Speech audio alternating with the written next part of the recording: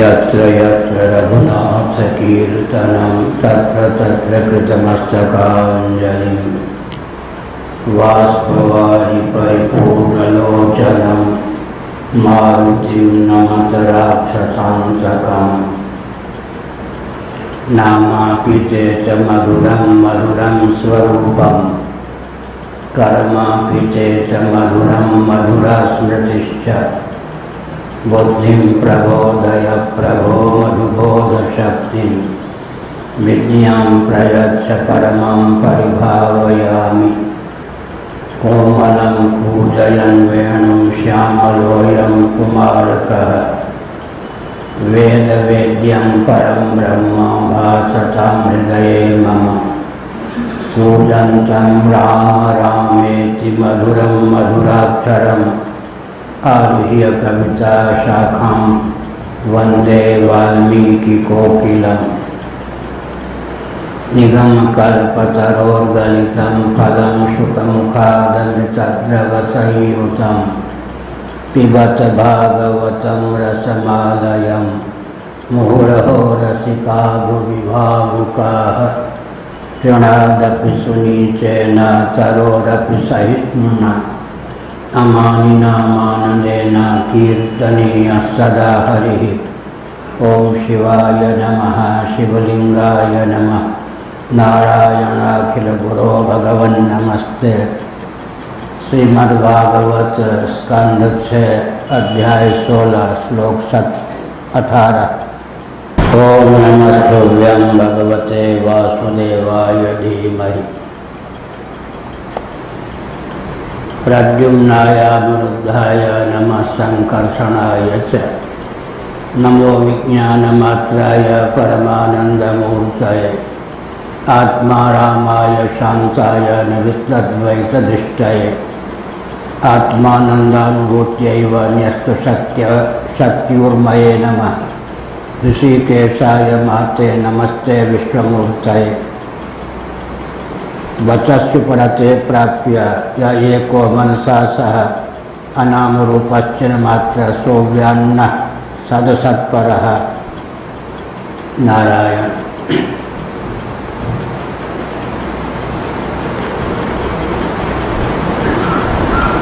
देवर्षि नारद ने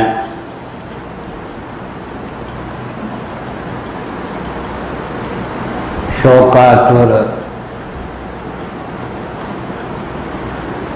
शूरसेन चित्रकेतु को आध्यात्मिक डोरियों के द्वारा शोक मुक्त किया। दुधमुहा उनका बच्चा दम तोड़ चुका था। बालक का शव राजकक्ष में माता पिता के सम्मुख था। जिन सौतेली माताओं ने द्वेषपूर्वक बंध्या रहने के कारण बालक के पेय पदार्थ में विष मिलवाकर उसे मार डाला था, वो देवियाँ सौतीली माताएं भी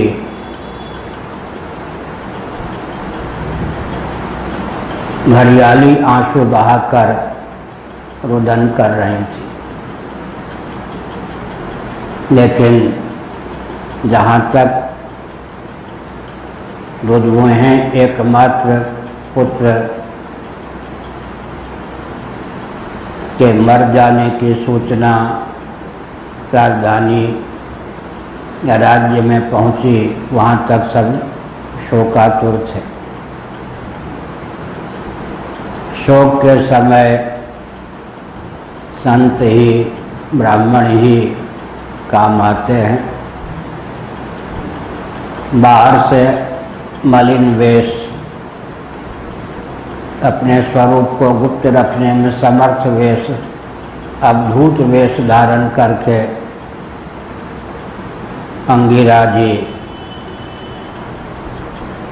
और नारद जी राजभवन में प्रकट हुए। राजा ने कहा कि दत्तात्रेय जी, दुर्वासा जी, सुखदेव जी, सनत कुमार जी, असित देवल, व्यासादि महर्षि भी, नारद और अंगिरा भी हम जैसे पामर, विषयी, देहासक्त, गेहासक्त मनुष्यों को शोक सिंधु से पार करने की भावना से विचरण किया करते हैं। हम समझ रहे हैं कि आप अपने तेज को छिपाए हुए अवधूत वेश में कोई सिद्ध महापुरुष हैं। हम पर आपका अनुग्रह हो, आप अपना परिचय अवश्य दें। अंगिरा जी ने कहा, जिसने तुम्हें पुत्र दिया था, त्वष्टा की आराधना करके तुमने मंत्र बल से, यज्ञ के बल से पुत्र को प्राप्त किया। मैंने ही त्वष्टा के निमित्त तुमसे यज्ञ करवाया था। मैं अंगिरा हूँ। साक्षात हिरण्यगर्भ ब्रह्मा के पुत्र ये नारद हैं। नारद का अर्थ होता है, नार माने ज्ञान, द माने देने वाले, ज्ञानप्रद महापुरुष नारद जी हैं। अन्वर्थ है नारद, नार माने ज्ञान। जैसे पंचरात्र या पांचरात्र शब्द बनता है, अंत में जो रात्र है वह भी ज्ञान का सूचक है। या नारद में नार शब्द ज्ञान का सूचक है। हिंदी वाले हंसाने के लिए कहते हैं, जिनका दर्शन रद न हो, व्यर्थ न जाए, अमोघ दर्शन जिनका हो। नारद जी मिल गए तो सब काम बन ही गया। नारद जी ने एक चमत्कार दिखाया, कल परसों विस्तृत व्याख्या कर दी गई। जो जीव शरीर को छोड़ के ऊर्ध्वलोक में चला गया था, जिसका शव माता पिता नारद जी, अंगिरा जी के सम्मुख पड़ा हुआ था, उस जीव का ही आवाहन कर लिया नारद जी ने। बहुत अच्छा प्रलोभन दिया, ये तुम्हारी माता, ये तुम्हारे पिता तुम्हारे वियोग में संतप्त हैं। तुम इकलौता पुत्र जीव रूप से नित्य हो, इस सब शरीर में प्रविष्ट कर जाओ।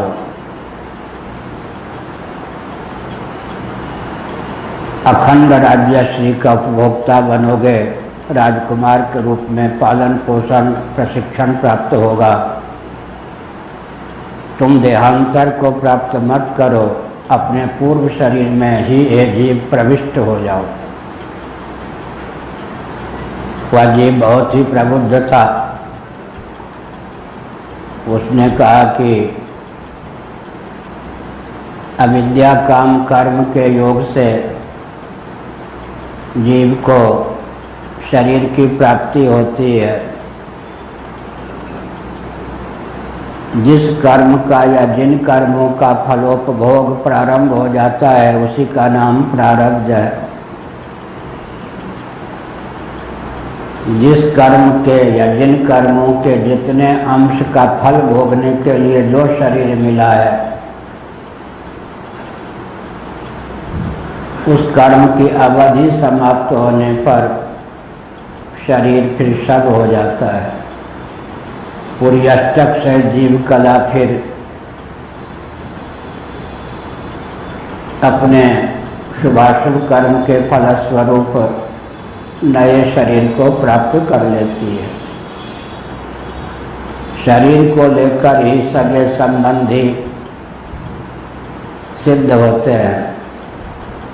अगर शरीर ना हो तो जिसको हम माता कहते हैं उसके शरीर में भी सूक्ष्म और कारण शरीर सहित जीव कला ही केवल शेष रह जाए।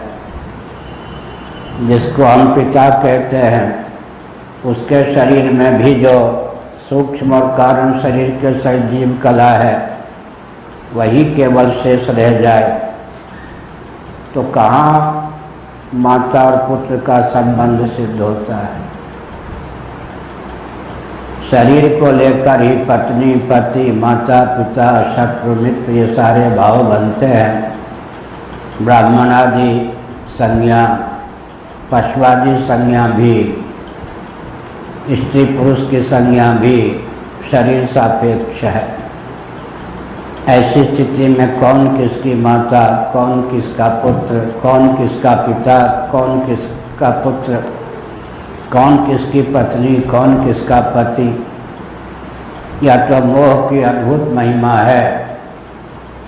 शरीर को ही आगे रखकर व्यक्ति सारा व्यवहार करता है। इसलिए अगर सुषुप्ति की दृष्टि से विचार करें तो उस दशा में तो जीव शरीर की बात कौन कहे, कर्मेंद्रियों से भी उपराम हो जाता है, ज्ञानेंद्रियों से भी उत्थान जीव का हो जाता है।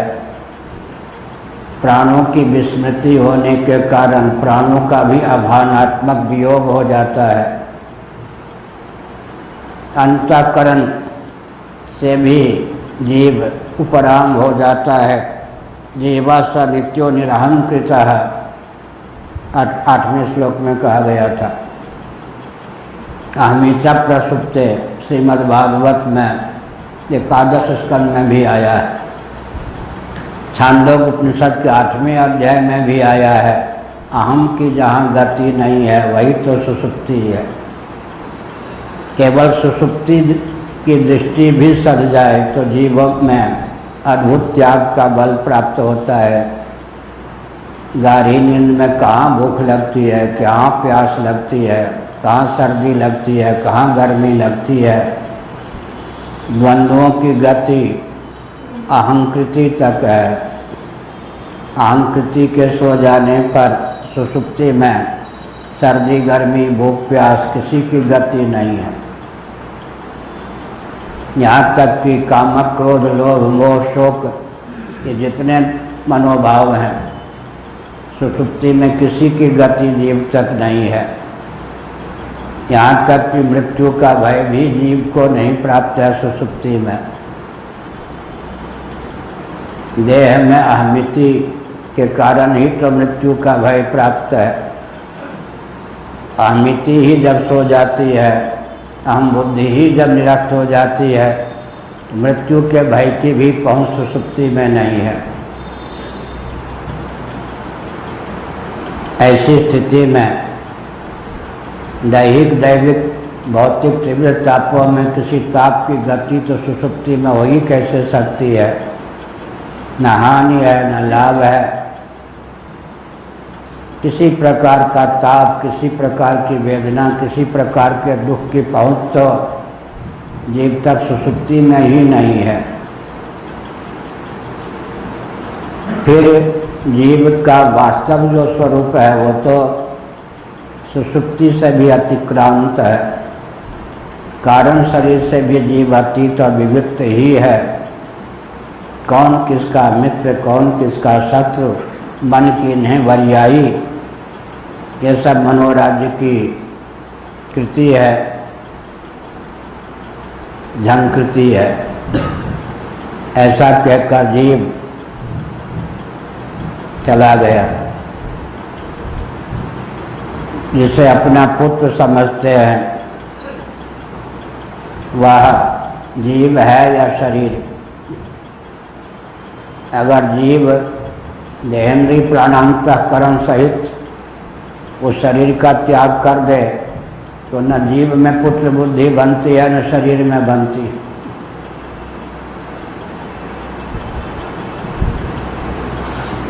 तारा विकल थी।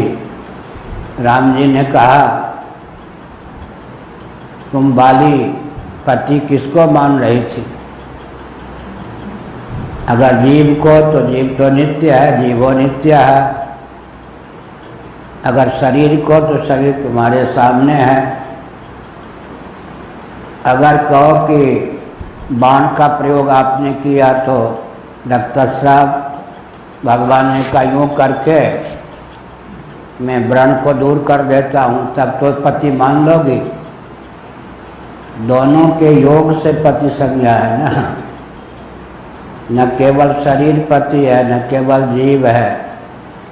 दोनों का आध्यात्मिक संयोग जब तक है तब तक पति पत्नी आदि का भाव है। इस प्रकार जीवात्मा ने जब उपदेश दिया तो माता पिता सबके शोक विलुप्त हो गए। उर्दू में बोले तो काफूर हो गए, सब नष्ट हो गए। जिसके कारण शोक था उसी ने शोक का निवारण कर दिया। पुत्र के कारण शोक था ना, उस पुत्र ने ही जीवात्मा रूप से प्रकट होकर नारद जी की कृपा से शोक दूर कर दिया। कल परसों हमने विस्तार पूर्वक कहा, हम लोग तत्व दृष्टि से संपन्न हैं, लेकिन नारद जी अंगिरा जी जैसे सिद्ध नहीं है, व्यास जी जैसे सिद्ध नहीं है। जो सिद्ध होते हैं तत्वज्ञ भी होते हैं और सिद्ध भी होते हैं, उनमें अद्भुत चमत्कृति होती है। शोकापहरण की दोनों विधा उनमें सन्निहित होती है। उदाहरण के लिए बहुत तथ्य यहाँ पर प्रकट किया जा चुका है। शोक तो था पुत्र के वियोग को लेकर। हम जैसे व्यक्ति होते तो केवल देह के भेद से जीव का भेद नहीं होता, देह के नाश से जीव का नाश नहीं होता। देह पंच भौतिक है, आत्मा अभौतिक है, यही सब कहते। तात्विक दृष्टि सब कह देते हैं, लेकिन उस जीव को बुलाकर क्या उस जीव से आध्यात्मिक लोरी गवाकर तो शोक मुक्त नहीं कर सकते थे। आखिर जीव ने भी तो आध्यात्मिक लोरी ही गा दी, लेकिन जिसको लेकर शोक था उसी के मुख से जब आध्यात्मिक लोरी गाई गई तो उसका प्रभाव पड़ गया। एक उदाहरण दिया था, लगभग 18 वर्ष हो गए थे दुर्योधन आदि के मरे हुए, जब धृतराष्ट्र, गांधारी, कुंती जो वन में रहते थे उनसे मिलने के लिए मुख्य नागरिकों के सहित, परिवार के सहित धर्मराज युधिष्ठिर पहुँचे। भगवान वेदव्यास ने सबसे कुशल मंगल पूछा। दोनों पक्ष के व्यक्ति रोने लग गए, सब रोना ही रोना। गांधारी ने कहा, पिताजी, जिसके 100 बेटे मार दिए गए हों, पोते मार दिए गए हों, पटपोते मार दिए गए हों, उन सब की विधवा स्त्रियां कुरड़ी के समान विलाप करती हों, उस गांधारी का कष्ट कौन दूर कर सकता है? बहुत दुखी हूँ। 18 वर्ष रोते हुए ही बीत गए।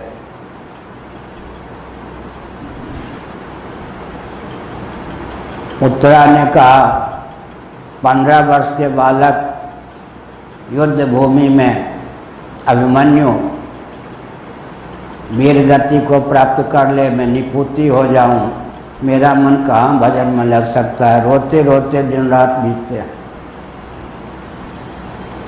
उत्तरा ने कहा, केवल 7 महीने तो विवाह के हुए थे।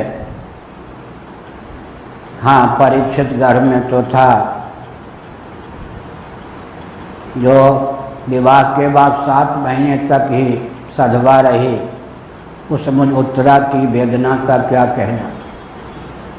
कुंती ने कहा कि यह कर्ण है, कर्ण को अपना पुत्र जानती हुई भी लोक लाज से बचने के लिए कभी मुंह नहीं खोल सकी कि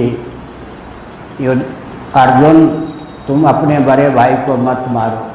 पांडवों को कहाँ पता था कि कर्ण उनके बड़े भाई थे।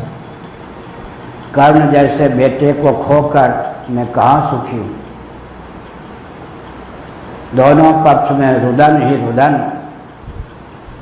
तब भगवान वेदव्यास जी ने गंगा में स्नान कर संध्या की वेला में ये सब मरे हुए व्यक्ति जहाँ स्वर्ग में गए थे उनका आवाहन करके रात्रि भर वहीं रखा। धृतराष्ट्र को दिव्य दृष्टि दी। सब अपने नातेदार रिश्तेदार से रात भर मिले, बातचीत की। सबको लगा कि वीर गति को प्राप्त हुए हैं, ये सब स्वर्ग में। सबका शोक कर लिया। क्या अब वो प्रयोग न करते तो हम तो केवल आध्यात्मिक गाथा ही गाते, वो प्रयोग तो नहीं करके दिखा सकते थे। तो हम में और उन लोगों में ये अंतर होता है, जो ज्ञान आध्यात्मिक उनके पास है, उनकी कृपा से हमको भी मिल जाए, लेकिन जब तक वो सिद्धि नहीं है तब तक हम व्यक्ति के शोक का हरण केवल आध्यात्मिक लोरी गाकर कर सकते हैं। प्रयोग में हम दक्ष नहीं हैं, ये तो मानना होगा ना। फिर वेदव्यास जी ने कहा ये दुर्योधन के बेटों की पोतों की विधवा स्त्रियां चाहें तो सामने गंगा जी हैं, गोता लगा लें, अनायास इन सब के शरीर छूट जाएंगे और ये पुर्यष्टक से जीव कला के रूप में अपने पति के लोक में चली जाएंगी। लो सबको स्वर्ग भेज दिया, सबने देह त्याग कर दिया गंगा जी में स्नान करके। तो यह सब जो महापुरुष सिद्ध होते हैं उनमें क्षमता होती है। अब शोक से विमुक्त तो हो गए, अब वो रोने लग गई। कौन? माता शोक मुक्त, पिता शोक मुक्त, बंधु बांधव शोक मुक्त, सौतेली माताएं रोने लग गईं, जिन पर किसी की दृष्टि ही नहीं थी कि इनकी करामात। और जीव भी कितना प्रबुद्ध था। उसने कहा कि घरियाली आंसू बहा, उसने नहीं कहा ना कि घरियाली आंसू बहाने वाली ये सौतेली माताओं ने विष दे करके हमको मार दिया। जीव भी कितना प्रबुद्ध था। उनसे नहीं रहा गया, वो फूट फूट कर रोने लग गई। ताकि हम लोगों ने षड्यंत्र किया, यह मेरे पतिदेव हमको निपुति समझकर हमारी उपेक्षा करने लग गए। ये जो सौत कृतज्ञति अपने बच्चे के लालन पालन में हमसे हंसना बोलना भी बंद कर दिया।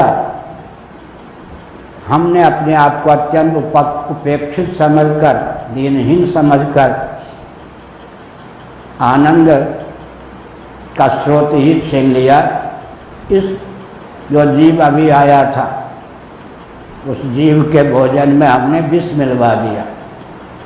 हमारा क्या होगा? हमारे शोक का फरण होना चाहिए, हमको तो नरक मिलेगा ही बाल हत्या के कारण। तब राजा ने फांसी की सजा नहीं दी अपनी रानियों को, शोक मुक्त हो गए थे। तो ब्राह्मणों को आगे करके बाल हत्या का जो प्रायश्चित होना चाहिए था विधिवत, उन सौतेली माताओं ने कर लिया। बच्चे का जो औरदेहिक कृत्य था, भू समाधि देना, तदर्थ पिंडोदक आदि जो कुछ बन सकता था, ब्राह्मणों ने जैसा बताया वैसा हो गया। समय पर सबके सब शुद्ध भी हो गए। तब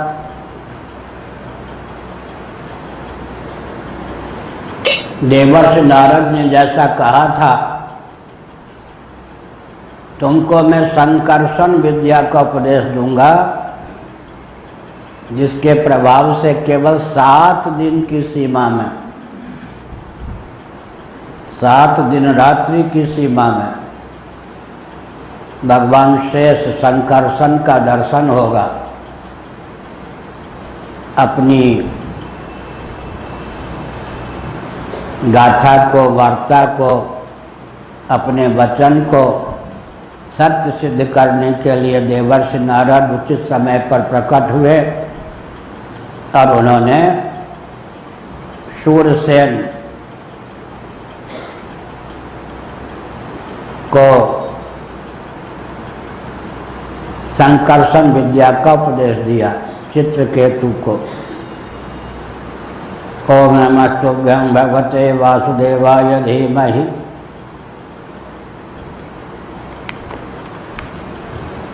प्रद्युम्नाय अनिरुद्धाय नमः संकर्षणाय च।